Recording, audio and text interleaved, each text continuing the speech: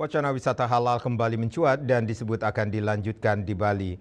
Tanpa mengesampingkan wisata halal, semua pihak wajib menghormati kekhususan Bali dalam pengembangan pariwisata Bali budaya yang menonjolkan seni dan budaya sebagai magnet untuk menarik wisatawan domestik maupun mancanegara. Pengembangan pariwisata Bali mesti didasarkan kearifan lokal berbasiskan adat, seni, dan budaya Bali. Munculnya kembali wacana wisata halal, anggota Komisi 4 DPRD Bali yang juga pelaku pariwisata, Ana Agung Bagus Tri Chandra Arka mengatakan bahwa wacana ini perlu dikaji lebih mendalam. Bali sebagai daerah tujuan wisata dunia tidak hanya dikunjungi oleh wisatawan muslim tetapi seluruh pemeluk agama.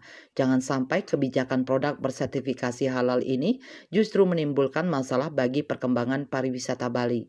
Pihaknya tidak setuju apabila Bali dijadikan sebagai wisata halal. Dalam hal ini perlu kajian yang menyeluruh, kajian-kajian terkait dengan perlu sosialisasi juga perlu juga hal-hal agar tidak sampai penentuan halal ini menjadi kendala atau menjadi suatu permasalahan di kemudian hari. Tidak dipungkiri, Bali ujung tombak dari perekonomian adalah pariwisata. Itu sudah real.